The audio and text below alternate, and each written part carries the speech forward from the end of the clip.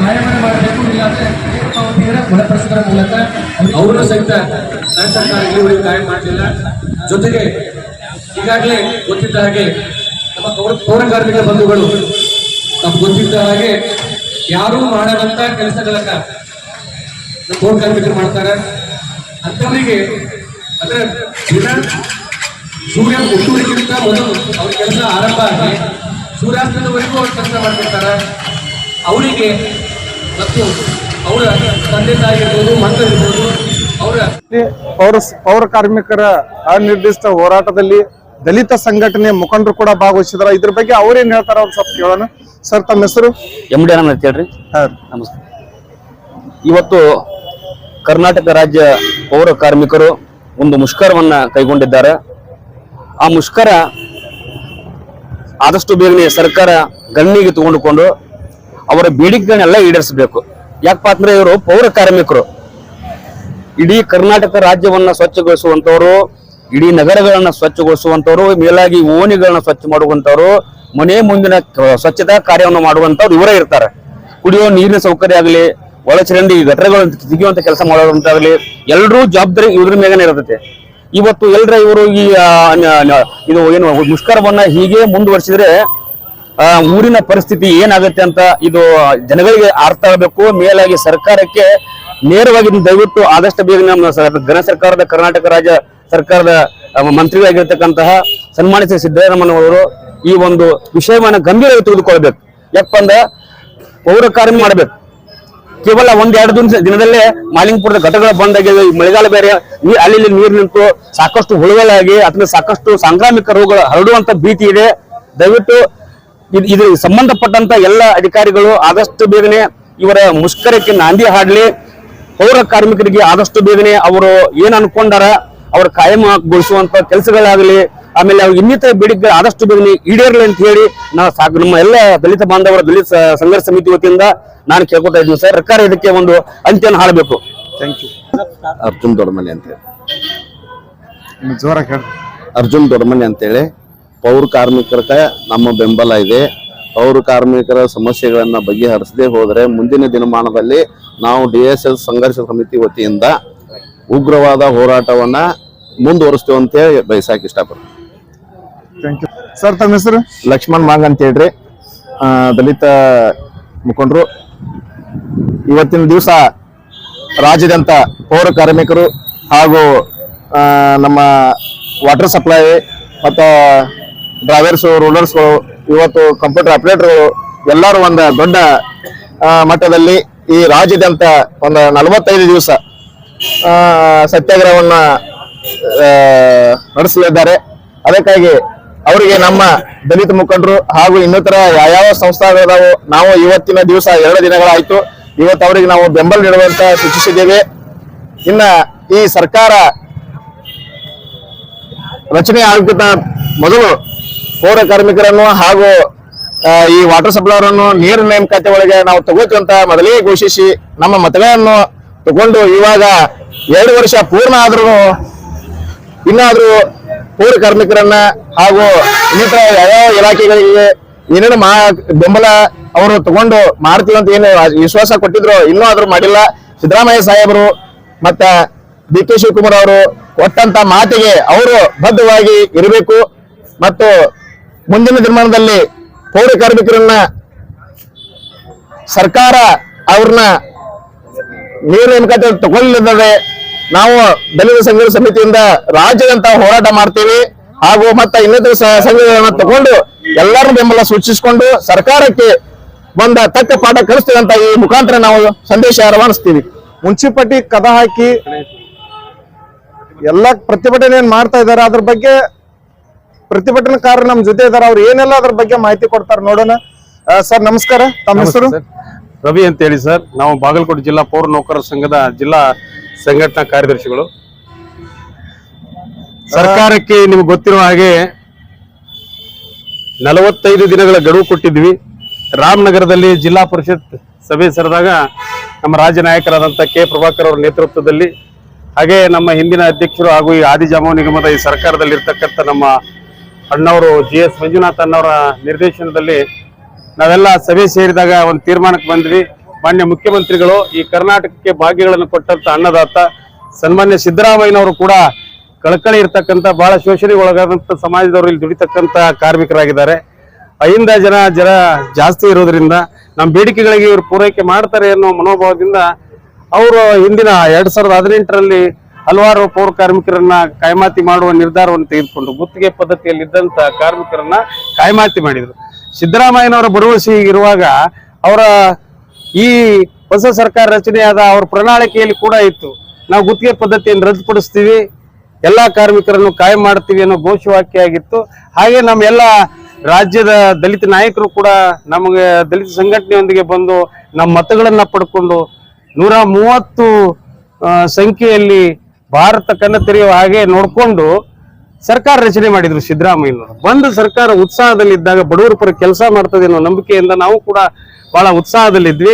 GS Manjunath ಅವರ ನೇತೃತ್ವದಲ್ಲಿ ಹಾಗೆ ರಾಜ್ಯ ಅಧ್ಯಕ್ಷರಾದಂಥ ಕೆ ಪ್ರಭಾಕರ್ ಅವರ ನೇತೃತ್ವದಲ್ಲಿ ಹಲವಾರು ಬಾರಿ ಮುಖ್ಯಮಂತ್ರಿಗಳನ್ನ ಭೇಟಿಯಾಗಿ ಸಂಬಂಧಿಸಿದಂತ ಇಲಾಖಾ ಮಂತ್ರಿಗಳಾದಂತ ರಹೀಂ ಖಾನ್ ಅವ್ರಿಗೂ ಕೂಡ ಅವ್ರ ಮನೆಯವರೆಗೆ ಹೋಗಿ ಭೇಟಿಯಾದ್ವಿ. ಮುಖ್ಯಮಂತ್ರಿಗಳ ಮನೆಗೆ ಹೋದ್ವಿ. 3 ಸಾರಿ ನಾವು ಭೇಟಿಯಾದಾಗ ಕೂಡ ನಿರಾಶೆ ಆಯಿತು.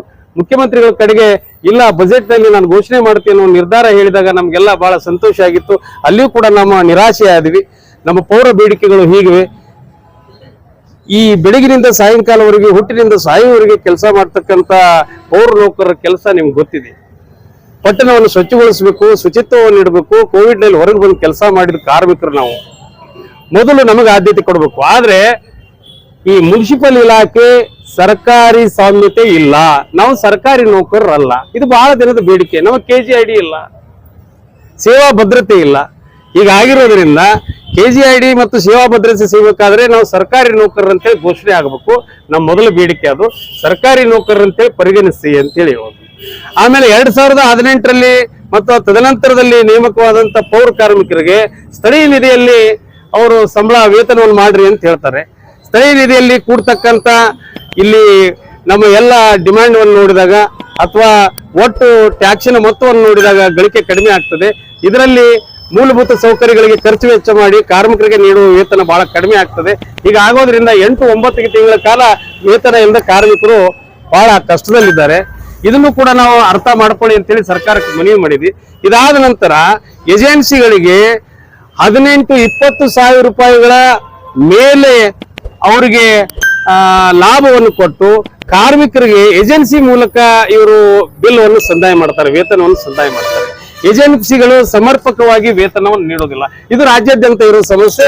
ಹಲವಾರು ಬಾರಿ ವಿಧಾನಸಭೆಯಲ್ಲಿ ಚರ್ಚೆಯಾಗಿದೆ. ಮಾನ್ಯ ಮುಖ್ಯಮಂತ್ರಿಗಳ ಗಮನಕ್ಕೂ ಇದೆ, ಹಾಗೆ ನಮ್ಮ ಇಲಾಖೆ ಮಂತ್ರಿಗಳ ಗಮನಕ್ಕೂ ಇದೆ.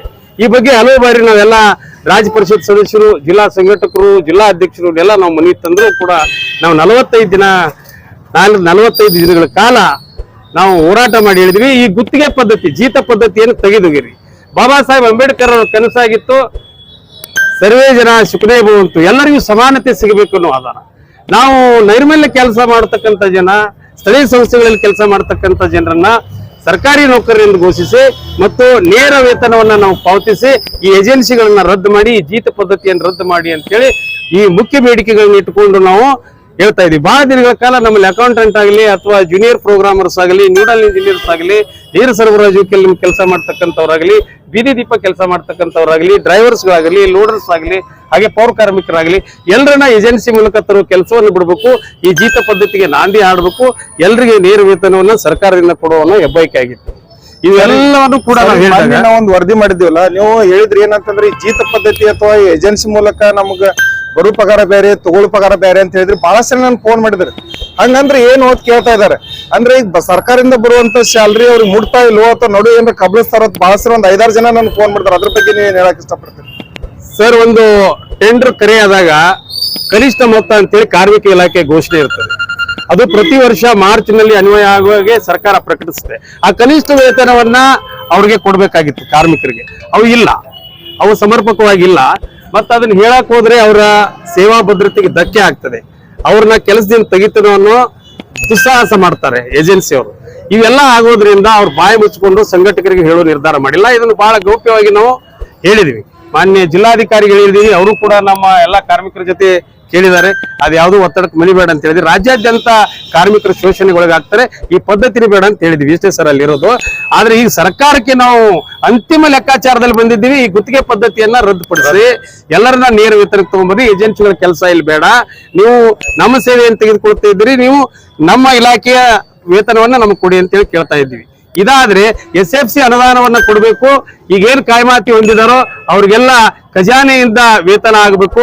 9 ತಿಂಗಳು 10 ತಿಂಗಳು ಅಂದ್ರೆ ಅವರ ಶೈಕ್ಷಣಿಕ ವಿದ್ಯಾಭ್ಯಾಸ, ಅವ್ರ ಕೊರತೆ ಇವೆಲ್ಲ ನೀಗಿಸೋ ಕೆಲಸ ಆಗೋದಿಲ್ಲ. ಈ ಭವನಿ ತಡೆಯಕ್ಕೆ ಆಗೋದಿಲ್ಲ ಅಂತೇಳಿ ಗಟ್ಟಿ ನಿರ್ಧಾರ ಮಾಡಿ ನಮ್ಮ ತವರು ಕ್ಷೇತ್ರ ಯಾರು ನಮ್ಮ ಪೌರಾಡಳಿತ ಮಂತ್ರಿಗಳು ರಹೀಂ ಖಾನ್ ಅವರ ತವರ ಕ್ಷೇತ್ರ ಬೀದರ್ನಲ್ಲಿ ನಾವು ಹಲವು ಬಾರಿ ಹೋಗಿದ್ವಿ. ನಿನ್ನೆ ಕೂಡ ರಾಜ್ಯಾಧ್ಯಕ್ಷರು ಕೆ ಪ್ರಭಾಕರ್ ಅವರು ಅಲ್ಲೇ ಬೀಡು ಬಿಟ್ಟಿದ್ದಾರೆ. ಅವರಿಗೆ ಗೆರ ಹಾಕು ಕೆಲಸ ಮಾಡಿದ್ರೆ ಇಲ್ಲಪ್ಪ ನಾನು ನಿಮ್ ಜೊತೆ ಕೂಡ್ತೀನಿ ಅಂತೇಳಿ 3 ತಾಸುಗಳ ಕಾಲ ನಮ್ಮ ರಾಜ್ಯಾಧ್ಯಕ್ಷರ ಜೊತೆ ರಹೀಂ ಖಾನ್ ಅವರು ಕೂತ್ಕೊಂಡು ಸನ್ಮಾನ್ಯ ಮುಖ್ಯಮಂತ್ರಿಗಳಾದ ಸಿದ್ದರಾಮಯ್ಯನವ್ರ ಜೊತೆ ಸಮಾಲೋಚನೆ ಮಾಡಕ್ ಹಚ್ಚಿದಾಗ ಸಿದ್ದರಾಮಯ್ಯ ಸಾಹೇಬ್ರು ಹೇಳಿದ್ರು, ಇಲ್ಲ ಪ್ರಭಾಕರ್ ಅವರೇ, ನಾನು 5 ದಿನದಲ್ಲಿ ನಾನು ಏನಾದ್ರು ನಿಮಗೆ ಬೇಡಿಕೆ ಈಡೇರಿಸುವ ಕೆಲಸವನ್ನು ಮಾಡ್ತೀವಿ. ಸರ್ಕಾರ ನಿಮ್ಮೊಂದಿಗಿದೆ. ಯಾವತ್ತು ನಾವು ಪೌರ ಕಾರ್ಮಿಕರೇ. ಹೆಸರು ಶಂಕರಗೌಡ ಪಾಟೀಲ್ ಅಂತ, ಕಚೇರಿ ವ್ಯವಸ್ಥಾಪಕ. ಈಗಾಗಲೇ 27/5/2025 ರಾಜ್ಯಾದ್ಯಂತ ನಗರ ಸ್ಥಳೀಯ ಸಂಸ್ಥೆಗಳಲ್ಲಿ ಪ್ರಭಾಕರ್ ಸರ್ ನೇತೃತ್ವದಲ್ಲಿ ರಾಜ್ಯಾಧ್ಯಕ್ಷರು ಸಾಕಷ್ಟು ಹೋರಾಟ ನಡೀತಾ ಇದೆ. ಈ ಹೋರಾಟದ ಉದ್ದೇಶ ಇಷ್ಟೇ. ಒಂದು, ಪೌರಸೇವಾ ನಗರ ಸ್ಥಳೀಯ ಸಂಸ್ಥೆಯ ನೌಕರರನ್ನ ಸರ್ಕಾರಿ ನೌಕರರಂತ ಪರಿಗಣಿಸುವುದರ ಮೂಲಕ ಸಾಕಷ್ಟು ನಮ್ಮ ಬೇಡಿಕೆಗಳಿಗೆ ಅಲ್ಲಿ ಉತ್ತರ ಸಿಗತೈತೆ. ಒಂದು, ಅದಾಗಬೇಕು. 2, ಗುತ್ತಿಗೆ ಮತ್ತು ಹೊರಗುತ್ತಿಗೆ ಪದ್ಧತಿ ರದ್ದಾಗಿ ಕಾಯಂ ಅಥವಾ ನೇರ ಪಾವತಿ ಒಳಪಡಿಸಬೇಕು. 3, ಈಗಾಗಲೇ ಹೇಳಿದಂತೆ ಏನು ಅಂತ ಕೇಳಿದಾಗ ಈ ನಮ್ಮ ಪೌರ ಕಾರ್ಮಿಕರು ಸರ್ಕಾರದಿಂದ ನೇಮಕಾತಿ ಹೊಂದಿ ನಗರ ಸ್ಥಳೀಯ ಸಂಸ್ಥೆಯಿಂದಲೇ ವೇತನ ಪಡಿತಾರ, ಅದು SFC ವೇತನದಿಂದ ವೇತನ ಪಾವತಿಸುವಂತೆ ಆಗ್ಬೇಕು. ನಮ್ಮ ಪೌರ ಕಾರ್ಮಿಕ ಬಂಧುಗಳಿಗೆ ಯಾವುದೇ ಆರೋಗ್ಯ ವಿಮೆ ಇಲ್ಲ. ಜ್ಯೋತಿ ಸಂಜೀವಿನಿ ಅಂತಕ್ಕಂಥದ್ದು ಆರೋಗ್ಯ ವಿಮೆಯನ್ನು ಜಾರಿ ತಂದ್ರೆ ಎಷ್ಟೋ ನಮ್ಮ ಪೌರ ಕಾರ್ಮಿಕ ಬಂಧುಗಳಿಗಾಗ್ಲಿ ಅಥವಾ ಪೌರ ಸೇವಾ ನೌಕರರಿಗಾಗ್ಲಿ ಅದು ಅವ್ರ ತಂದೆ ತಾಯಿ ಮತ್ತು ಮಕ್ಕಳು ಮತ್ತು ಗಂಡ ಹೆಂಡತಿಗೆ ಇದು ಆರೋಗ್ಯ ವಿಮೆಗೆ ಸಂಬಂಧಪಟ್ಟಂತೆ ಅನುಕೂಲ ಆಗ್ತೈತಿ. ಈ ಆದಷ್ಟು ಬೇಗ ಸರ್ಕಾರ ನಮ್ಮ ಬೇಡಿಕೆಗಳಿಗೆ ಸ್ಪಂದಿಸಿ ಬೇಗನೆ ಏನಾಗಬೇಕಂತ ಕೇಳಿದಾಗ ನಮ್ಮ ಸಮಸ್ಯೆಗಳಿಗೆ ಪರಿಹಾರ ನೀಡ್ಬೇಕಂತಕ್ಕಂಥದ್ದನ್ನ ಸರ್ಕಾರಕ್ಕೆ ನಾವು ಮನವಿ ಮಾಡ್ಕೊತೀವಿ. ಇವತ್ತು ಪೌರ ಕಾರ್ಮಿಕರಾಗಿ ಕೆಲಸ ಮಾಡ್ತಾ ಇದಾರೆ, ಮನಿ ಜವಾಬ್ದಾರಿನ ತಗೊಂಡಿದ್ದಾರೆ. 6 ತಿಂಗಳ ಗಟ್ಟಲೆ ಸ್ಯಾಲ್ರಿ ಆಗಿಲ್ಲ ಅಂದ್ರೆ ನೀವು ಹೆಣ್ಮಕ್ಳ ಪರವಾಗಿ ಏನ್ ಹೇಳಕ್ ಬೇಕು? ಸ್ಯಾಲ್ರಿ ಆಗಿಲ್ಲ ಅಂದ್ರೆ ಜೀವನ ನಡೆಸೋದು ಬಹಳ ಕಷ್ಟ ಇದೆ ಸರ್. ಅಂತ ಕಷ್ಟದಲ್ಲಿ ಅವರು ಯಾವುದೇ ಜಾಬ್ ಬಿಟ್ಟಿಲ್ಲ, ಎಲ್ಲರೂ ಕೆಲ್ಸಕ್ಕೆ ಬರ್ತಾ ಇದ್ದಾರೆ. ಅವ್ರು ಯಾವಾಗ ಪೇಮೆಂಟ್ ಮಾಡ್ತಾರೆ ಅವಾಗ ಬರ್ತಾ ಇದ್ದಾರೆ. ಅದಕ್ಕಾಗಿ ಅವ್ರಿಗೆ ಪೇಮೆಂಟ್ SFC ಸ್ಯಾಲ್ರಿ ಇಂದನೇ ಕೊಡ್ಬೇಕು. ಅವ್ರಿಗೆ ಅನುದಾನ ಸಪ್ರೇಟ್ ಆಗಿ ಬರ್ಬೇಕು ಅವರಿಗೆ. ಹಾಗೆ ಎಷ್ಟೋ ಜನ ಇದ್ದಾರೆ, ಕಂಪ್ಯೂಟರ್ ಆಪರೇಟರ್ ಇದ್ದಾರೆ, ಅಕೌಂಟೆಂಟ್ ಇದ್ದಾರೆ, IT ಸ್ಟಾಫ್ ಇದ್ದಾರೆ, ಲೋಡರ್ಸ್ ಇದ್ದಾರೆ, ಡ್ರೈವರ್ಸ್ ಇದ್ದಾರೆ. ಎಲ್ಲರನ್ನು ಖಾಯಂ ಮಾಡ್ಬೇಕಂತ ಸರ್ಕಾರಕ್ಕೆ ನಾವು ಮನವಿ ಮಾಡ್ಕೊಂಡಿದೀವಿ. ಆ ಮನವಿಯನ್ನು ಅವರು ಈಡೇರಿಸಬೇಕು. ಈಡೇರಿಸುವವರೆಗೂ ನಾವು ಹೋರಾಟ ಮಾಡ್ತೀವಿ. ಒಂದ್ ವೇಳೆ ಅವ್ರು ಈಡೇರಿಸಲಿಲ್ಲ ಅಂದ್ರೆ ನೀವು ಮಹಿಳೆಯರ ಪರವಾಗಿ ಏನ್ ಮಾಡ್ತೀರಿ? ಮತ್ತೆ ಹೋರಾಟ ಕಂಟಿನ್ಯೂ ಮಾಡ್ತೀವಿ ನಾವು. ಅವ್ರು ಈಡೇರಿಸಲಿ ಅಂತೇಳಿ ನಾವು ಇದನ್ನ ಮಾಡ್ತೀವಿ. ನೀವು ಒಂದ್ ಸ್ವಲ್ಪ ಮೀಡಿಯಾದವರು ಒಂದ್ ಸ್ವಲ್ಪ ಒತ್ತಾಯ ಮಾಡಿದ್ರೆ ಅದು ಅನುಕೂಲ ಆಗುತ್ತೆ ನಮ್ಗೆ. ಮಾಡ್ತೀವಿ. Thank you madam.